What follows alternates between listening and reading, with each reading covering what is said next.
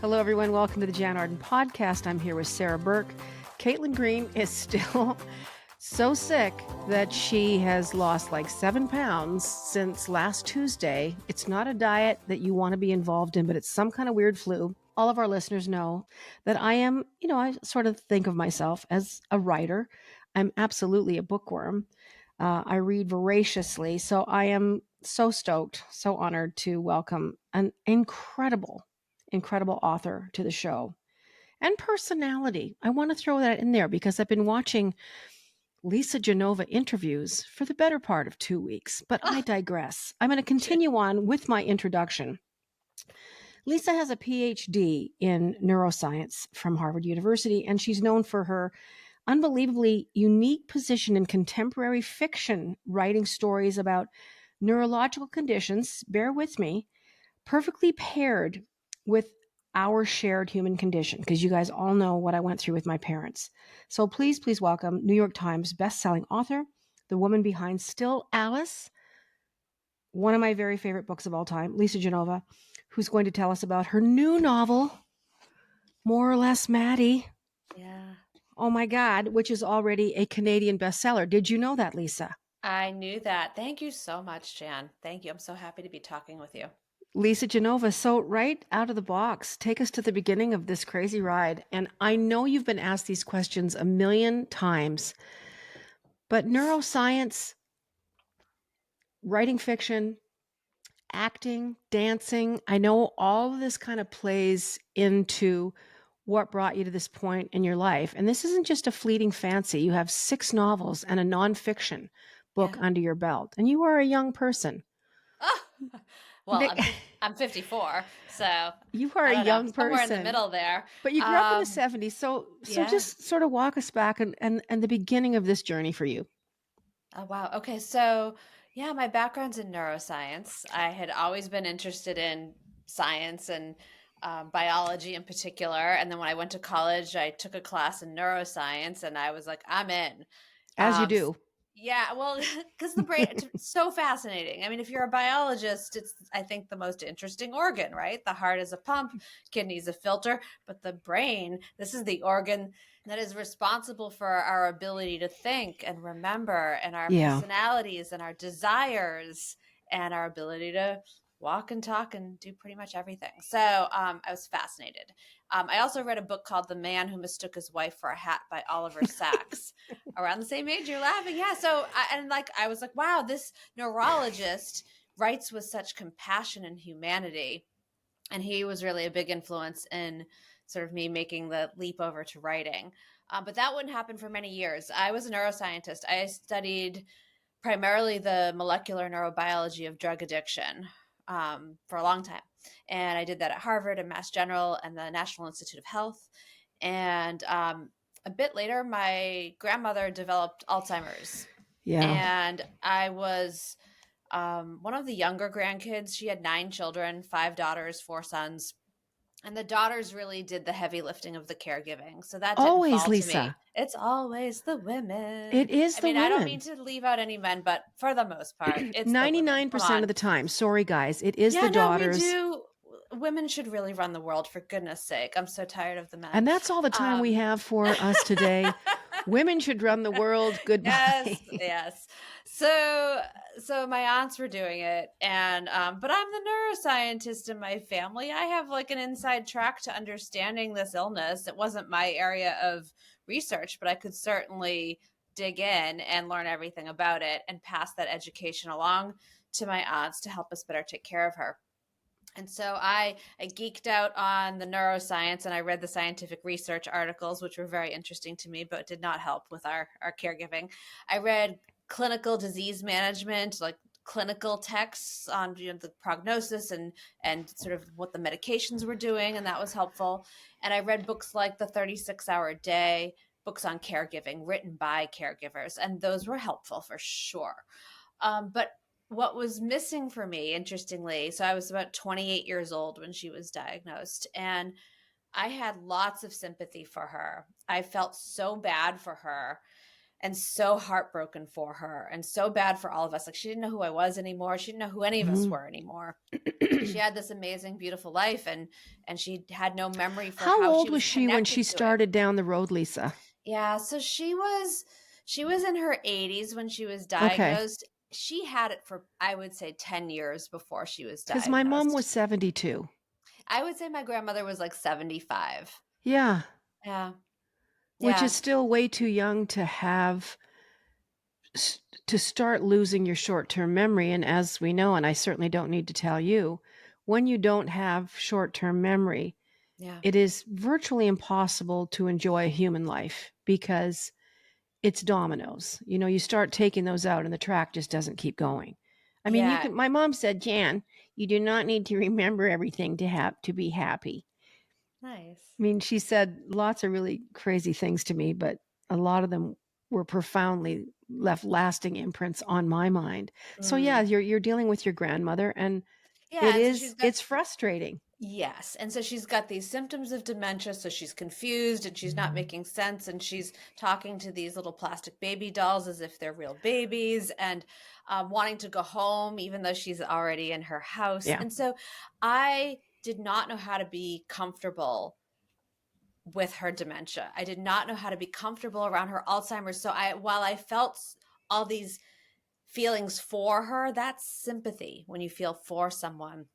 And that actually keeps you emotionally detached. And our experiences are going to stay separate. There's my grandmother with Alzheimer's, and then there's me who doesn't have Alzheimer's, and we can't really connect.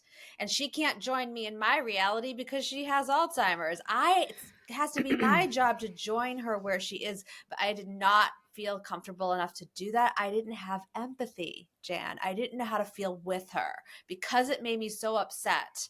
I didn't know how to drop into agreeing to the reality she was in and riding that with her. And so what I then connected, which is like my miracle, is I was like, oh, isn't this interesting? Everything I've read is nonfiction and written by the point of view of an outsider looking in. So scientists, clinicians, caregivers, social workers. What I need is a novel. I need to read a story about someone with Alzheimer's told from her perspective, because fiction is the place where we get the chance to walk in someone else's shoes and feel what someone else is feeling, someone who might be very different from me. And Yeah. that's where we can create some empathy. And so I was like, well, that's what I need after all of this, volumes and volumes of reading on Alzheimer's. I need a novel, and it didn't exist. So I thought, No, oh, there well, wasn't. There not back really wasn't then. anything before Still Ellis No. And so, that at even least that touched I on the knew about. storytelling. Yeah. And so I was like, well, what if I write it? Which was a really strange sort of. And you were self-published. I was, because I wrote it and then couldn't get it published. Which, as a scientist where everything is peer reviewed, like, I did not want to self-publish it, but I had no choice. No one would Lisa, take it worked out for you just fine. Yes, it worked out okay. It's like that scene from Pretty Woman when Julia Roberts goes back to the store where the Yep. ladies wouldn't wait on her. Yep. Yeah. Yeah. I mean, so it did work out. But yeah, it was not a career that I planned. And then once Still Alice worked, and that, like, millions of people read it, and it has helped a lot of people understand the journey absolutely. and get to that place of empathy that I wasn't able to. Like, it's like I wish I knew then what I understand now. Yeah. And through the book, I can pass that wisdom on to others. Once I saw the power and the magic that fiction can have, I was like, well, I want to keep going. This is now my purpose, because anything going on from the neck up, if you've got any kind of neurological disease, condition, disorder, mental illness, people don't know. If they don't know what's going on with you, if they're not familiar with it, they might have sympathy, but empathy is not there, and they get uncomfortable really fast. And the quickest way for those folks to relieve themselves of that discomfort is to look away. And so people end up feeling alienated and isolated and lonely with these illnesses. Fiction is there's a nice a lot of place shame to help too. people. Yeah, There's so much shame. I think when because if you keep it a secret, if you feel like you can't tell someone about what's going on with you, then that breeds shame, right? Like, oh, this is something we need to lock behind closed doors. I got to save other people from seeing me or experiencing me. But if they've already read about you in a story or watched about you in a movie, then you're not so scary anymore, and you don't have to hide behind those closed doors. Why do you think people are ashamed of memory loss, especially like they're trying to cover up? I remember trying to kind of Yeah. cover up things from my mom when it first started happening. I was just like, oh, she's tired, or she's this. Like Yep. I kind of knew in the back of my mind that it was more serious than it was, because it was, and my father too, and they kind of Yep. did it at the same time, so it was like a double Oh whammy. man. But I remember my own shame, which kind of caught me off guard, and that's what kind of kept me. It's like you touched on it, kept me from reaching out for help. And I Yeah. remember reading Still Alice just before it all started to kind of unravel.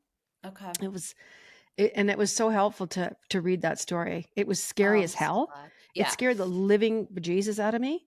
I Yeah, often which is wonder, why like, you need to read Remember if you haven't, because all the people I scared the bejesus out of, I wrote Remember for you to show you why your memory's okay, and that the day-to-day moments of forgetting that you have, like why did I walk in this room, or where did I yeah, put my glasses, or what's the guy's name?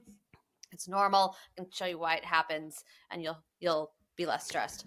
But yeah, I consider it think done. that it's okay. Yeah, it'll be. That's why I wrote it.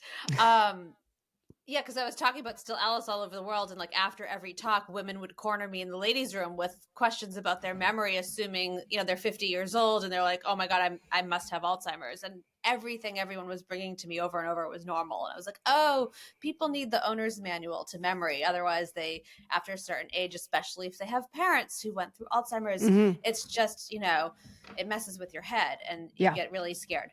But to your point, like if you have a loved one with this, like why do you hide it? Like one, it's no one wants this to be happening, so there is a bit of denial. Like if I don't speak it out loud, then maybe it isn't real.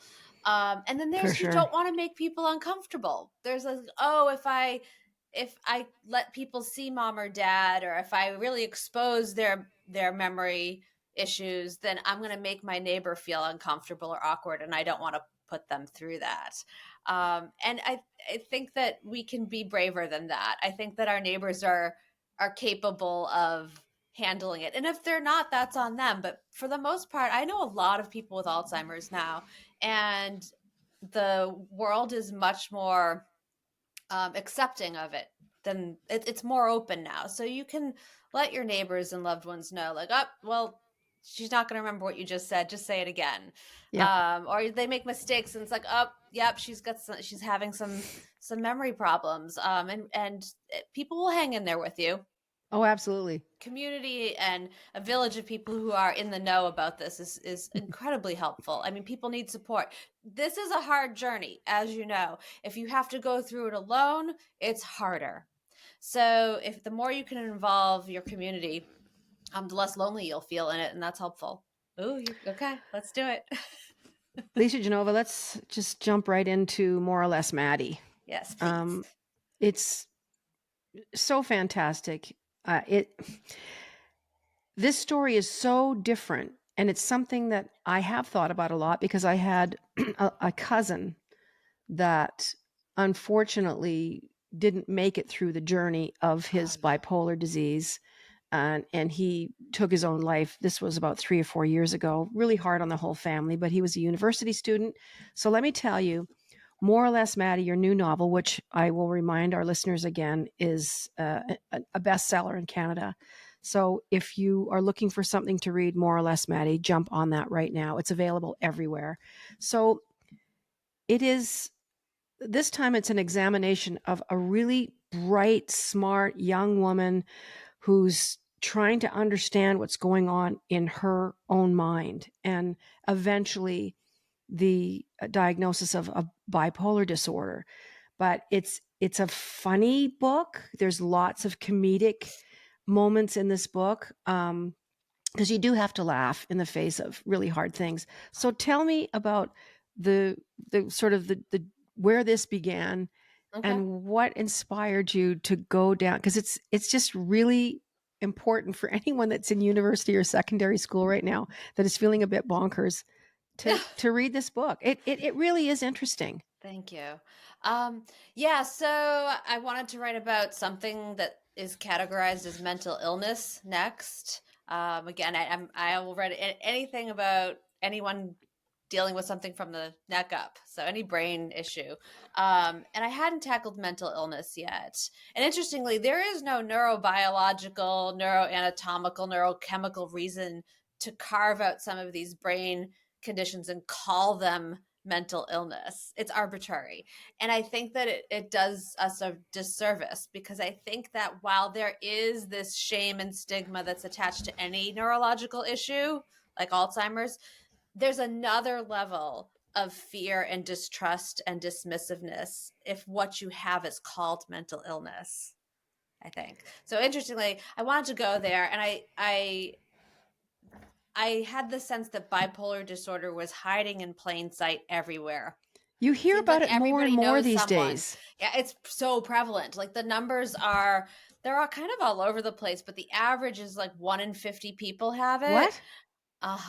But it's probably a lot more because it's tough to get a diagnosis. Like you need a certain level of privilege to get to to go through the healthcare system, and whether you're in Canada, the US, or wherever, it's not a straightforward shot to get diagnosed for most people. It often takes years. I gave Maddie a kind of straight shot to get there because I didn't want to give you an 800-page book. But yeah, so the average age of onset is late teens, early 20s on average. So our main character, Maddie, is 19 years old when the book opens. She's finished her freshman year at NYU. She was depressed that year, but she wouldn't have called it that. She would have said everything was due to the situation. Stressful. Yeah, so stressful. Her boyfriend broke up with her twice. School is so much harder than high school. She hadn't found her close friends yet. So she's feeling kind of lonely. She comes back home at the end of freshman year for summer, and routine is back in place. Mom is making 3 meals a day. She's going to bed at the same time, getting 8 hours of sleep a night. She's exercising every day, riding her bike to work. She doing gets all back the things together with a boyfriend, doing all of the healthy things. And this is enough to support stability for her in such a way that she feels good over the summer. She's stabilized. She goes back to school in the fall, and everything is still in place, but the depression is back, and it is heavier and harder than it was before. She's having a hard time getting dressed and going to class, and even when she gets to class, she can't focus on what the professors are teaching. And in fact, she gets a notice saying that if she doesn't bring her grades up, they're going to kick her out of NYU. No pressure. So I know, right? So in a panic, she devises a plan to go to the health center and just say, you know what, I'm really stressed and overwhelmed. Could I get an excuse for some of these absences, and maybe also an extension on this paper that's due because she hasn't started it? So they give her those things, but they also give her a prescription for an antidepressant. Now, if what had been going on with Maddie in her brain was unipolar depression, that antidepressant probably would have been helpful. But because what's going on in her brain is bipolar disorder, unbeknownst to her and everyone else, that antidepressant is the catalyst that will catapult her into her first manic episode. So this story is about what it's like to be diagnosed with bipolar, how to wrestle with that new reality, what it's like to swing. I mean, this is a disorder where your brain has an impairment in the ability to regulate things like mood, energy, emotion, sleep, and thought. But the book really is about Maddie's trying to figure out the distinction between I am bipolar and I have bipolar. Yeah. Yeah, at an age where you're just trying to figure out your identity anyway, right? Like, I know. Who am I? What do I want? And then now this thing comes in and it's saying, this is who you are. You're bipolar. It's such a hard age to begin with. All that discovery. Yeah. Lisa, I love your narration. I love your point of view on how you presented this story. It's really so great to read. Your dialogue is fantastic. It feels so real. Your dialogue between your characters, Maddie in particular, how she speaks to her friends, how she communicates with the other characters in the book. It's just so dead on.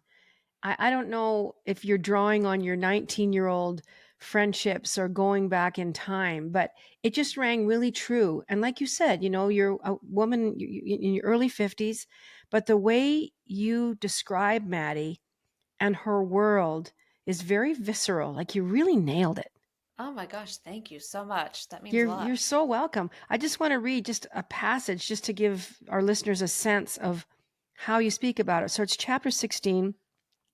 Maddie's been home from Garrison for 8 or 9 days, maybe 10. Her days and nights are a blur of indistinguishable monotony, the same card pulled from the deck over and over, making the passage of time difficult to track or remember.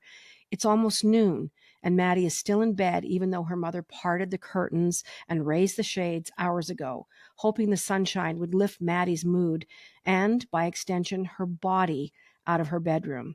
Uninspired by daylight and curled on her side, she's been staring at the floor for a long time.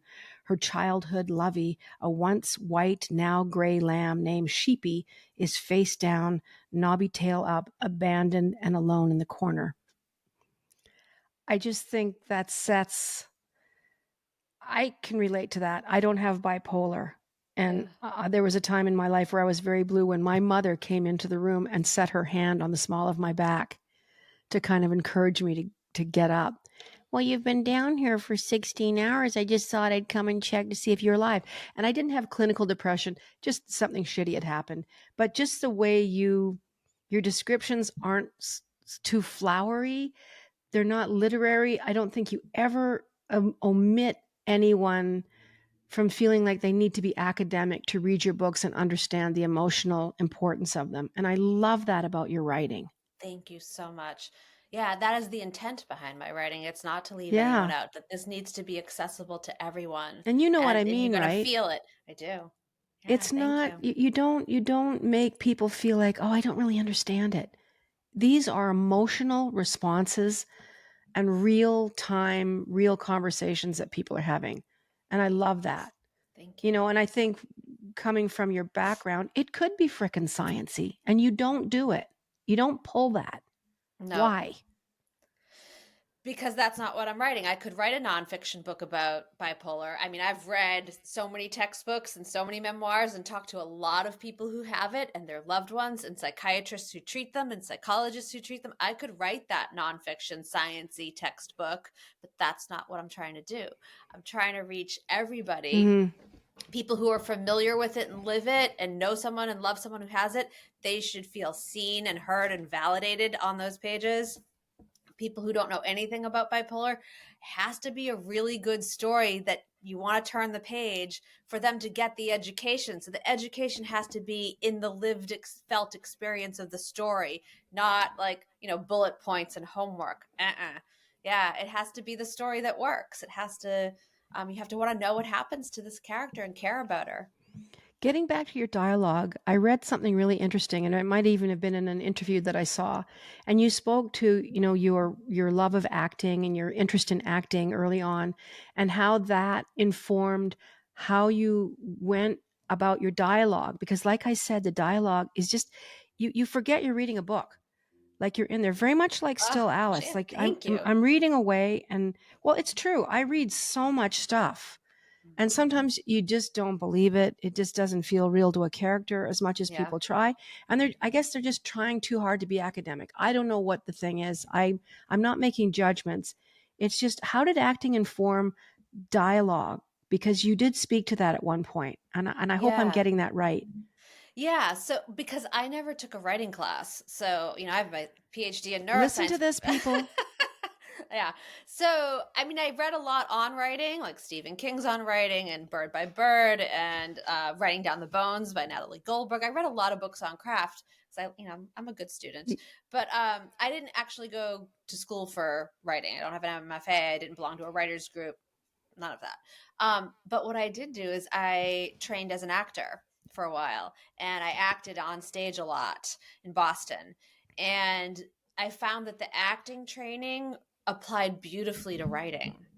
And so it is, screenplays are dialogue. So I think a lot of that is like you develop an ear for that economy of language, that what do people say to each other, they what is the subtext. It has to be a lot of what people don't say is communicated in it as well, and what does that mean. And so acting was all about what do people want from each other, who gets it, who doesn't, how are people changed by what happens, and it's by scene, right? So my chapters tend to be kind of short. I'm not trying to win a literary prize here. I'm trying to write very believable. I'm trying to tell the truth under the imagined circumstances. And I learned that in acting as well. And your parents, have both had pretty interesting lives. What was it like growing up? And obviously, you have been given the green light to be creative, to take chances. You've had a lot of support in your life, and I just feel like your parents have played a pretty important role in your character and who you are as a mom and who you are as a person making your way through really difficult times in this world. There's a lot of shit coming at us right now. Oh yeah. You've got kids of varying ages, Yep. and I'm just wondering how their parenting of you has informed your work and your life as a parent. Wow. Was that a Um, 44 part freaking question? I think so. yeah, no. All right. So yeah, I was born in 1970, so I'm Gen X. My Great parent, decade. I think so too. So I grew up in Waltham, Massachusetts. It was a very blue collar town. My dad was one of nine Italian. My mom is half Irish, half Italian. It was a very like Italian Irish kind of immigrant community.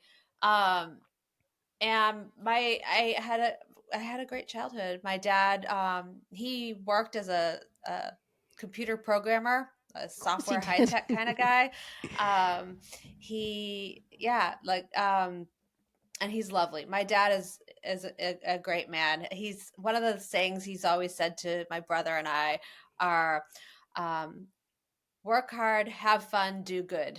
Like whenever we go off to do anything, work hard, have fun, do good. And the do good, I've always taken to have sort of a double meaning of like do a good job and do good, like, Yeah. be of service. So that mantra, I mean, from a very young age, work hard, have fun, do good. And I do that. Like I have fun in what I do. I work hard in what I do and try to do a good job and help out the world while I'm doing it. My mom was a stay-at-home mom and just made life work for all of us. I mean, I had a very stable upbringing. They're still amazing. I'm so lucky. My I'm parents are so both still jealous, here. Lisa. I know. I'm sorry, honey. Yeah, I'm that jealous. day. I'm not looking forward to that day. In fact, I've got 4 movies in development, and I'm like, my dad's 83. I'm like, can we please make these movies now while my You're getting to parents are still questions. here? You're I know opening up. I've jumped ahead, but yeah, No, my you parents haven't. are great. They were just here. Like I'm a single mom. I have 3 kids. My oldest is 24. She lives in New York City. She's a therapist. She's amazing. And my Could son I is get her number? Thank you 17. very much. Yeah, yeah. Who doesn't My need a good therapist? We all do. We all do. My son is 17. He's a junior in high school, and my youngest is 14. And so my parents come to my home when I need to go out in the world and do things like book tour or speaking gig. And so they help out a lot. Yeah, I, so they're I still want to very get much to a I part want to of get to book helping. tours, but Yeah. I do want to talk about you. You alluded to having 4 projects, not one, not two, not three, 4 of your books that are in development to be made into films. Yeah.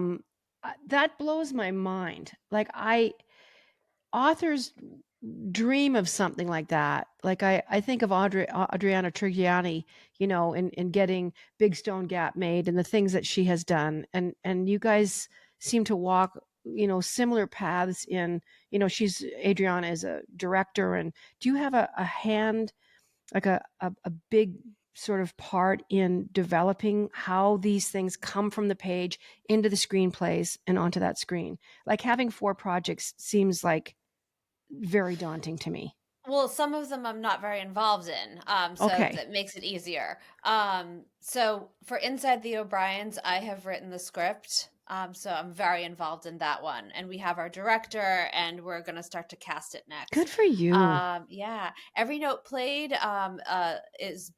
the script is written and produced by Monet Clayton and David Mandel. These are 2 amazing, brilliant people out in LA, and we should be announcing our cast very soon. So yeah, everybody follow me on social media because I will announce the second they give me the green light to go ahead and do that. But hopefully we're filming that within the year. And things have been in the way. We had the pandemic, we had the actors strike, the writers strike. Like these movies would have already been made several times over, but things just kept getting in the way and then falling apart.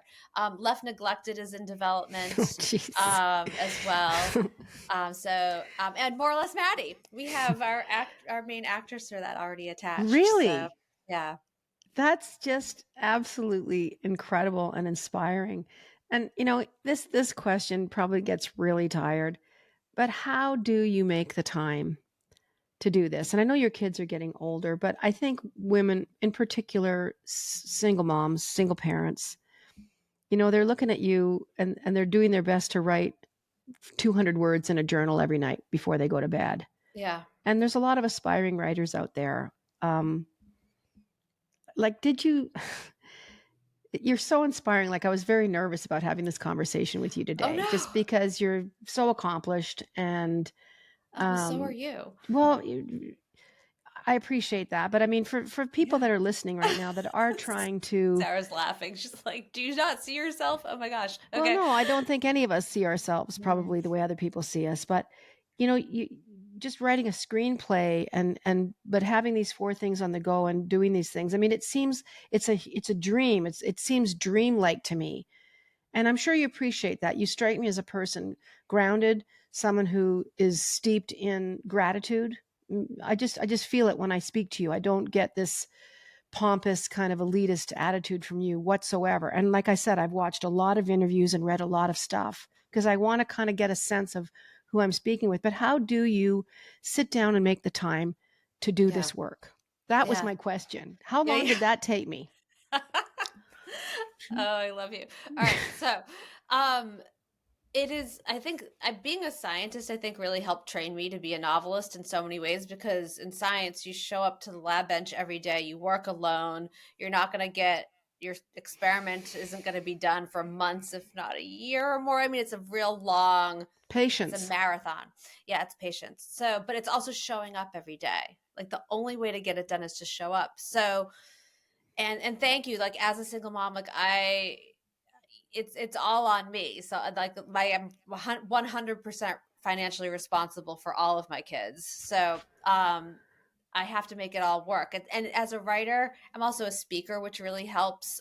So my background in neuroscience helps me I'm an expert in brain health and memory, and I've developed a career as a speaker as well. And so that helps supplement income. But yeah, it's not, I don't have a salaried job. So it's not like, well, here's my job I'm guaranteed an income this year. Every single year as a writer, every year is different. We have to cobble it together. So, writing the books, it's, I'm not writing 300 pages today. I'm going to show up and I'm going to sit down and I'm going to get 1,000 to 1,500 words down today. And I can edit something. I can't edit nothing.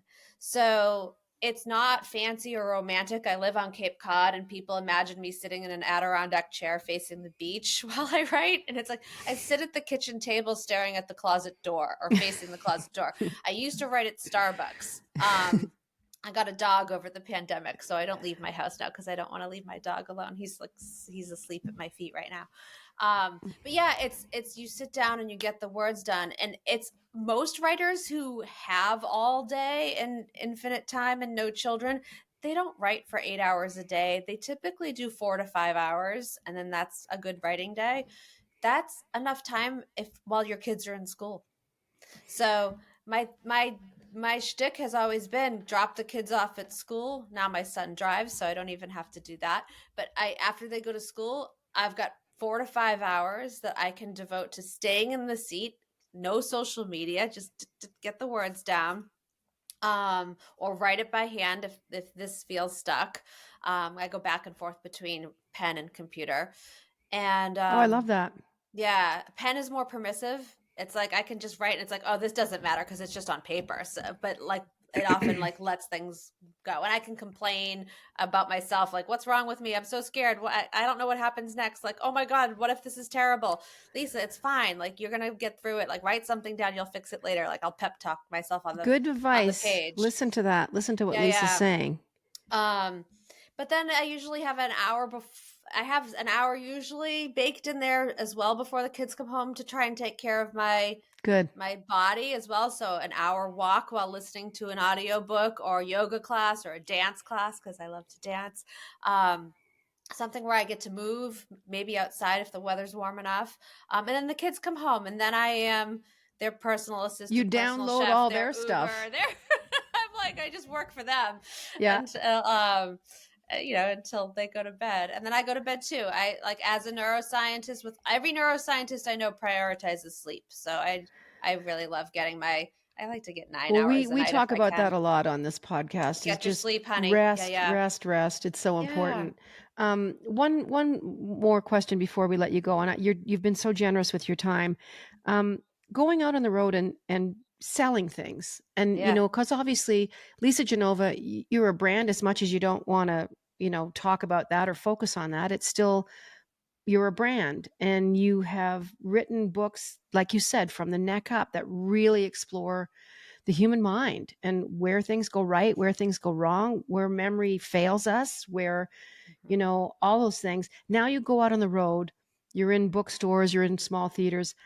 What's that experience like for you, and do you enjoy it? Because I know what it's like for me, but I'm really curious to get your take on Yeah. getting interviewed over and over and over and speaking to these things over and over. And how is that? So I love it while I'm there. I love being in front of people. And I missed out on that when it was the pandemic and Remember came out and everything was over Zoom. So being in the same room with people and signing books and giving people hugs and hearing it's so, I'm so lucky, and that like people will share with me what my work means to them. And it's usually through tears and hugs and like sharing really personal stories Yeah. that is about, a lot of our interactions with people day to day are like, how are you? Good. I'm good. How are you? Good. And it's so superficial. And people, because of what I write about, they drop into a really vulnerable, real place with me immediately. And I may never see them again, most likely, but we have these For that moment. exchanges that drop into a very authentic human connection, right? Like Yeah. sharing like something deeply real for them, and I'm there for it. Like I'll be there with you in that. Like I want to be real with you too. And so it's, wow, it's rewarding. It's I'm so grateful for it, and it means a lot to me. It reinforces and excites me in terms of like, this is why I'm doing what I'm doing. Look, real Mm-hmm. people are affected by this, and they're taking what I've written, and it's meaningful to them, and it's healing for them, and it's helpful. Um, the part that's not fun is the logistics of it all, like leaving my kids, or my parents coming in. I A to miss my B. dog. Yeah, I gotta schlep on the plane. Like Yeah. it's just, the schlepping of it all, the travel is grueling. Well, I can't tell you how much we all appreciate it, and just appreciate your work, your sense of humor, your lightness of being with a lot of these issues. It's not always doom and gloom. No. There's moments of, I'll tell you what, and I've said this many times before, I'm the best version of myself because of my mom and dad's Alzheimer's, because I actually stepped into a version of myself I didn't even know existed, that I could do it, that I could look after them. And you said something, very poignant, and that is, they can't come where we're going. We have to go where they're going. It took me 5 years to figure that out, Yeah, because it's not easy. I was the gatekeeper, I was the referee, I was the memory police, I was all these negative, I hated myself. My default was anger and contempt and then one day I figured it out. I don't know what it was, but my mom said, there's a bunch of people on your deck and they've got orange hats on and they're sweeping and they're building a city. I remember it specifically. And I was about to launch in to the very shitty version of myself where I was going to go, there's nobody out there. It was just this repetitive thing. And I actually gave up in a way. I went, well, I hope they just really clean up my deck, Mom, because I could sure use some help over there. Well, for Yeah. sure. Well, they will. Yeah. And I don't know what happened to me, Lisa, but Yeah. I got myself back. And so the next 5-6 years were spent in kind of this really great twilight place where it wasn't Mm-hmm. really my parents, but it was Mm-hmm. It was okay. You were, oh my gosh, I love this so much. So first of all, it wasn't a shitty version of you. It was just the situation wasn't working and it felt shitty. Because of the approach you were taking, which by the way is not your fault because nobody gives you a manual for this. Yeah. It's not diabetes where they're like, here's the insulin, here's how many times a day, here's the dosage, you're good to go. Not to say that diabetes is easy, but there's a prescription for that works. With Alzheimer's, there's no prescription for how to do this day to day. And you're learning as you go. And so of course you didn't know to begin with, you have to learn. And so this is why community and finding other people who've traveled this road before, who can give you the wisdom that we've gained, like here, don't start at the beginning, don't reinvent the wheel. But so you weren't shitty. It wasn't a shitty version of you. It was just the situation was shitty. And it's because the approach you were taking was keeping you disconnected from mom. So what you did was, interestingly, it's like improv acting. You said yes and, right? So the number one rule of improv acting is you say yes and to anything the other actors offer. And that's how you build a scene. That's how you stay connected to each other and can be in relationship. If you negate the actor's reality, if you say that's not true or that's not right or no, I'm not doing that, then you kill the scene. But so with your mom, when she offers you the orange people on the deck, you said yes and to it. You agreed to the reality she offered and you added to it. And it felt good. It didn't feel shitty anymore because now what you did was, it doesn't make any sense, but it doesn't matter because what you did was you created a relationship, right? You stayed emotionally connected to mom. Thank you.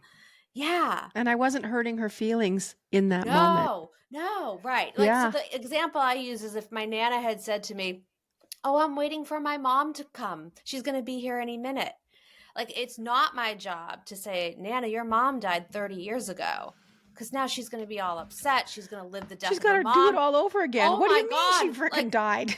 Right. So instead, I can agree to the reality she's offered, even though it's not true. This isn't lying, people. You just think of yourselves as an improv actor. So it's like, okay, yes, we're waiting for your mom. Hey, let's have a cup of tea together while we wait for her.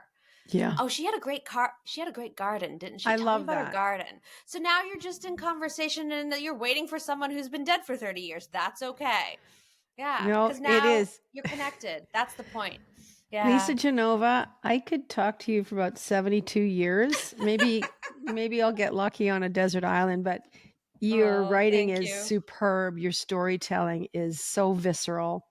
It's like I said, it's funny, it's real. And I think it'll help people get through. You must get this book, More or Less Maddy, bestseller in Canada. We have lots of listeners in the States. We have listeners all over the world as well. So please run out and get this book. We wish you nothing but stars, rainbows, happiness for these next projects. I will be in line buying tickets to all of those films. We need women like you out there. It's just incredible. What a journey this has been to watch. And still, Alice, helped me immensely. It was one of the few stories out there. It was different from what I was going through, but I was Kristen Stewart. So I don't care what you say. Thanks so much. Continued success. Thank you for having me. And thank you for all just you're an doing. Absolute joy. More or Less Maddy is available everywhere. If you would like to revisit Feeding My Mother that I wrote about my parents and Alzheimer's, please do. There's recipes included too, because I actually physically did feed my parents. Sometimes dinner at 3:30 in the morning, but that's a whole other story at a whole other time.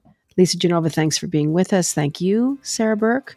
We're hoping that we see Caitlin again at some point. But until next time, toodly-doo.